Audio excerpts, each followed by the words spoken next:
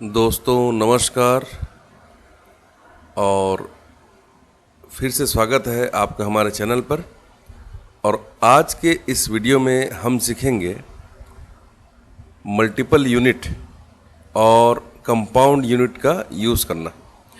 मानिए कि आपने कोई सामान खरीदा है और जिसमें टोटल 10 पैकेट हैं और पर पैकेट हर पैकेट में 10-10 पीस है। अब आपने 10 पैकेट खरीदा जिसमें 100 पीस है और 10 पैकेट खरीदने के बाद उसको आप पीस में बेचना चाहते हैं, तो उसकी एंट्री आप कैसे करेंगे? या फिर आपने कोई पाउच खरीदा है और हर पाउच में 11 पीस हैं, तो इस हिसाब से 4 पाउच में 44 पीस होते हैं और पाउच में खरीद कर आप उसको पीस में बेचना चाहते हैं। तो ऐसी एंट्री को आप बिल में कैसे दिखा सकते हैं, उसी के बारे में आज मैं आपको कुछ बताने वाला हूँ। ठीक है, तो चलिए शुरू करते हैं। सबसे पहले ओपन करना है टैली, आपके पास जो भी वर्जन है टैली का, और Alt F1 करके हम एक नई कंपनी बनाएंगे। ठीक है, विशेष ट्रेडर्स,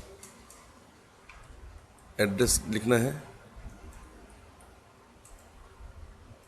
और उसके बाद स्टेट लिखना है, पिन कोड लिखना है, और इसी तरीके से बाकी सभी इसके जो भी इसके डिटेल्स है आपको सब भर लेना है और कंट्रोल ए दबाकर या एंटर करते हुए एक्सेप्ट कर देना है इसको, तो ये हो जाएगा कंप्लीट।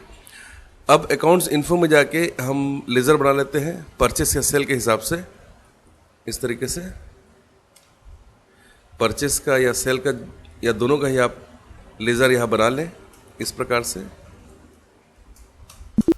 ठीक है, अब उसके बाद हमको आना है इन्वेंट्री इन्फो में।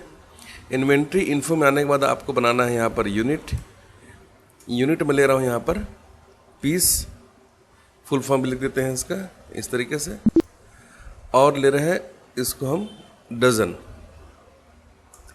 फुल फॉर्म लिख देते हैं इसका। और इस बार मैं डेसिमल प्लेस में 2 लिख रहा हूँ, इसका रीज़न मैं आपको आगे बताऊंगा। ठीक है, इस तरीके से हमने इसको लिख दिया है। अब मैं यहाँ पर एक ग्रुप बना लेता हूँ, पेन के नाम का, लीजिए हो गया ये कंप्लीट। अब इन्वेंट्री इन्फो में जाने के बाद आपको आना है स्टॉक आइटम में, और मैं पहली एंट्री करके दिखाता हूं मैं आपको। ये है सेलो का पेन,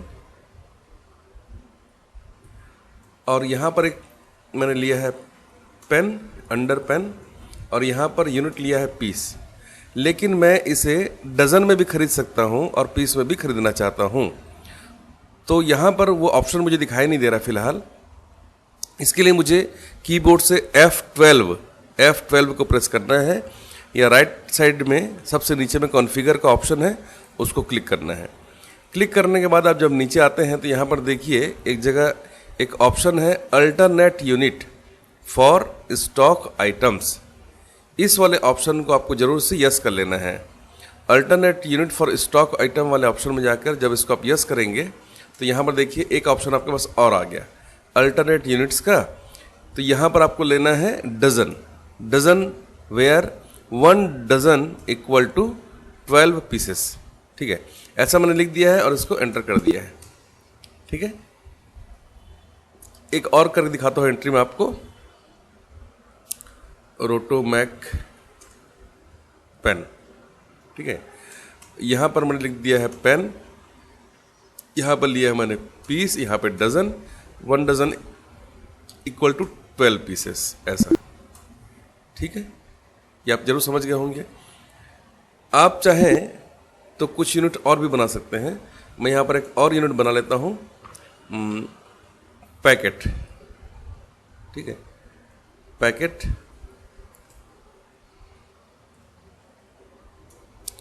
इसको भी मैं डेसिमल प्लेस में 2 लिख देता हूँ। ठीक है, और अब मैं फिर से आइटम में जा रहा हूँ, स्टॉक आइटम में, और एक नई यहाँ पर मैं बनाता हूँ। इसमें मैं लिख देता हूँ इरेज़र। ठीक है, इरेज़र में ले रहा हूँ, सॉरी यहाँ पर ले लेता हूँ मैं आपका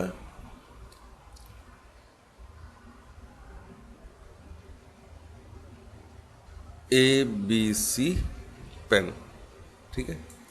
और यहाँ पर लिख दिया मैंने पेन और यहाँ पर लिख दिया मैंने पैकेट। यूनिट में ले लिया हूँ यहाँ पर पीस और यहाँ पर लिख दिया है पैकेट, जहाँ पर एक पैकेट में 50 पीसेस हैं, ठीक है। ये मैंने बना दिया, ठीक है। और इसमें एक और मैं लास्ट ले लेता हूँ, इसमें नटराज पेन, यहाँ पर लेना मुझे अंडर पेन और यहाँ पर लेना है पीस, 1 पैकेट और 1 पैकेट में इसमें आ रहे हैं 35 पीसेस, ऐसा लिख देता हूँ मैं। लीजिए हो गया। अब जब आप इसका बिल बनाएंगे तो बिल कैसे बनेगा वो भी देखिए आप। आपको आना है स्टॉक अकाउंटिंग वाउचर में आना है। अकाउंटिंग वाउचर में आने के बाद में अब आपको कीबोर्ड से F9 प्रेस करना है ताकि यहाँ पर परचेस का ऑप्शन दिख जाए। अब जो आपके बिल में नंबर लिखा होगा, बिल नंबर, वो आप रेफरेंस नंबर में ज़रूर लिख सकते हैं। ये कैश की एंट्री कर रहा हूँ मैं, तो मैंने कैश लिखा है और परचेस लेजर में मैंने परचेस सेलेक्ट किया है। नेम ऑफ आइटम में मैं सेलेक्ट कर रहा हूँ ABC पेन और यहाँ पर लिखा है मैंने 12, 100 लिखा मैंने, तो 100 मतलब 100 पीस, यहाँ पर लिख गया है 100 पीस। और नीचे में देखिए लिखा है वो 2 पैकेट, क्योंकि आपको मैंने बताया था कि 150 पीस का एक पैकेट हो रहा है इनके पास, तो यहाँ पर हो गया 2 पैकेट्स। लेकिन अगर मैं कर देता हूँ 125, तो एक पैकेट में 50 पीस हैं, तो यहाँ पर नीचे में क्या लिखेगा एंटर करने पे 2.50, मतलब 2 पैकेट पूरा और एक आधा पैकेट, मतलब 25 पीस, इस तरीके से। अब इसका रेट लिखते हैं हम लोग 125। तो 125 मतलब क्या हो रहा है देखिए आप ध्यान से, 125 कितने का रेट है, या 1 रुपये हमने लिखा तो 1 रुपीज़ कितने का रेट है, तो आप समझ गए होंगे 1 रुपीज़ जो है वो एक पीस का रेट है। अब यहाँ पर मैंने एक पीस का रेट डाला है 4 रुपये 50 पैसा, तो ये उसी हिसाब से 125 पीस को कैलकुलेट कर दिया है इस प्रकार से। दूसरा मैं एंट्री करने वाला हूँ सेलो पेन का। सेलो पेन आपको याद होगा कि हमने डज़न में एंट्री करी थी, मैंने 1 लिखा है और एंटर कर दिया। 1 पीस मतलब 0.01 डज़न। मैंने अगर लिख दिया यहाँ पर 24 तो नीचे लिखा जाएगा 2 डज़न। अगर मैंने यहाँ लिख दिया 120 मतलब 10 डज़न। लेकिन अगर मैंने यहाँ पर लिख दिया 126, इसका मतलब 10.50 डज़न। इस तरीके से कैलकुलेट करता है। और मुझे एक पीस का रेट डालना है, एक पीस का रेट है 9 रुपये, तो 9 रुपये के हिसाब से वो कैलकुलेट हो जाएगा। नटराज पेन मैंने लिखा है 140 और एंटर कर दिया, तो 140 पीस का रेट लग जाएगा। अब मानिए आपको पीस में नहीं लिखना, आप रेट में, आप पैकेट में लिखना चाहते हैं, तो उसको आप ऐसा लिख सकते हैं कि 6 PKT ऐसा। तो 6 पैकेट जब आप लिखेंगे तो 6 पैकेट नीचे लिखा जाएगा और 6 पैकेट में कितने पीस आएंगे वो ऊपर अपने आप ही कैलकुलेट होकर यहाँ पर लिख जाएगा। इस प्रकार से इसको आप जरूर कर सकते हैं। एक बार फिर से करके दिखाऊंगा इसको आपको। लास्ट मैं यहाँ पर ले रहा हूँ आइटम, वो है रोटोमैक पेन। रोटोमैक पेन जो है वो 12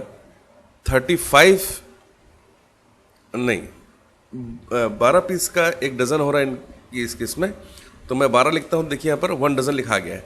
अब यहाँ पर मुझे लिखना है 12 डज़न, तो मैं लिखूँगा 12 और DZN।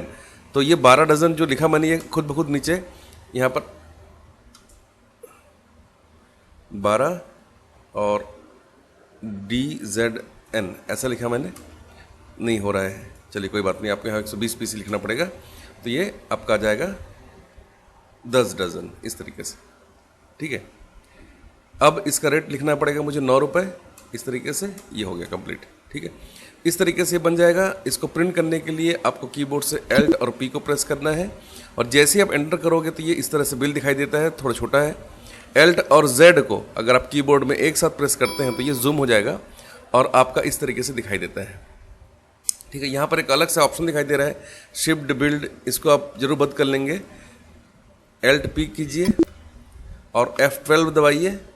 अब यहाँ पर देखिए एक ऑप्शन लिखा हुआ है एक्चुअल क्वांटिटी कॉलम, इसको आप नो कर देंगे तो आपका बिल फिर सही से आने लगेगा इस तरीके से। अब देखिए बिल्कुल सही आ गया बिल इस तरीके से।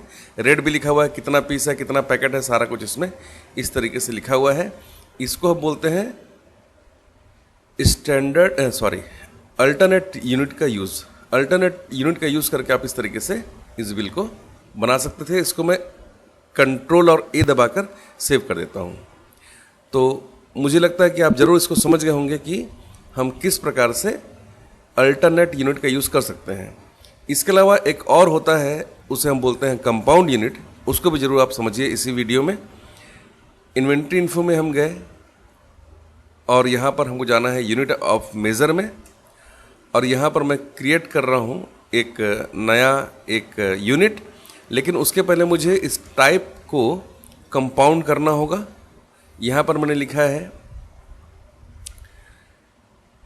पैकेट इक्वल टू 20, एक नया बना लेते हैं। चलिए मैं एक सिंपल एक यूनिट बना लेता हूँ, इसका नाम रखा है मैंने बॉक्स, ठीक है।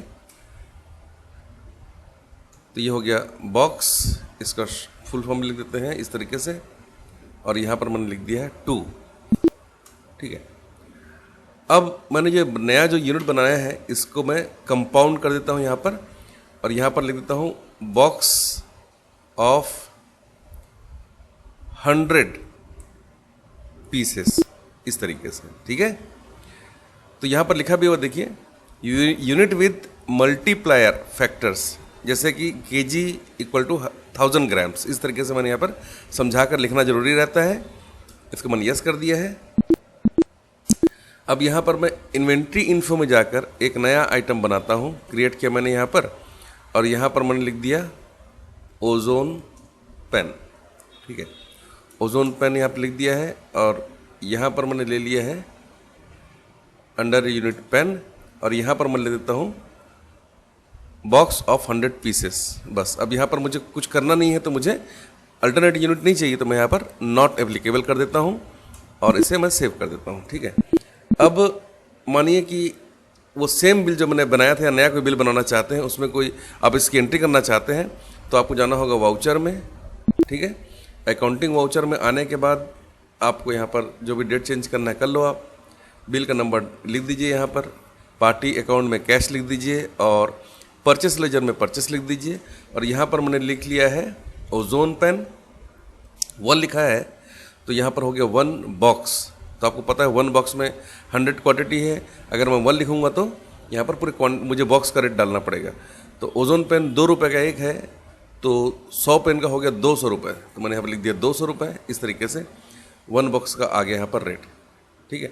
लेकिन अगर मान लीजिए आपको इसको पीस में लिखना चाहते हैं, तो मैंने यहाँ पर लिख दिया है 200 पीस, तो यहाँ पर 2 बॉक्स लिखा गया है। और अगर मुझे लिखना है यहाँ पर 220 पीस, तो ये 220 पीसेस का रेट यहाँ पर आ गया है, और यहाँ पर लिखा गया है 2 बॉक्स और 20 पीसेस। 2-20 मतलब 2 बॉक्स मतलब हो गया 200 पीसेस, और 20 पीसेस अलग से, इस तरीके से। अब इसका रेट मैंने लगा दिया है टोटल, ठीक है। अब उसी हिसाब से ये कैलकुलेट कर लेगा ये रेट को, और इसका जब बिल आप देखेंगे तो ये बिल इसका कुछ इस तरीके से दिखाई देता है, ठीक है। इस तरह से आप बना सकते हैं, ठीक है। अगर पहले वाले बिल में इसकी एंट्री करना चाहते हैं, तो आपको जाना होगा डिस्प्ले में,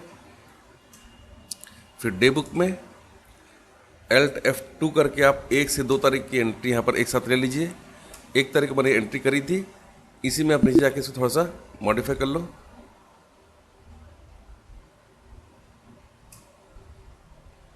ठीक है।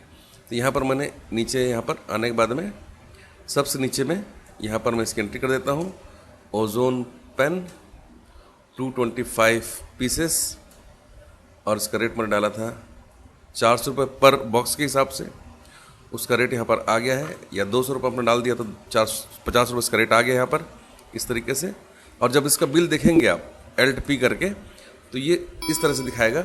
तो ऊपर के जो सारे ये 4 आइटम हैं, इसमें जो इस तरीके से लिखा हुआ है ये है अल्टरनेट यूनिट के कारण, और नीचे में लिखा हुआ है आपका कंपाउंड यूनिट के कारण, ऐसा दिखाता है। तो यहाँ पर आप ऐसा भी कर सकते हैं कि मानिए कि कोई सामान आपने खरीदा है बॉक्स में, और बॉक्स में खरीदने के बाद उसको बॉक्स के अंदर में 10 डजन है या 10 पैकेट है, और हर पैकेट में 20-20 पेन है। तो आप कंपाउंड यूनिट और अल्टरनेट यूनिट दोनों का यूज़ करके अपने एक ही बिल में तीनों यूनिट को एक साथ शो कर सकते हैं। तो आशा है कि आप ये पूरा समझ गए होंगे। पर ध्यान रहे कि जब आप बार बार इस एंट्री को करके देखेंगे तभी आपसे ये अच्छे से बन पाएगी। नेक्स्ट वीडियो में मिलते हैं एक नए सब्जेक्ट के साथ।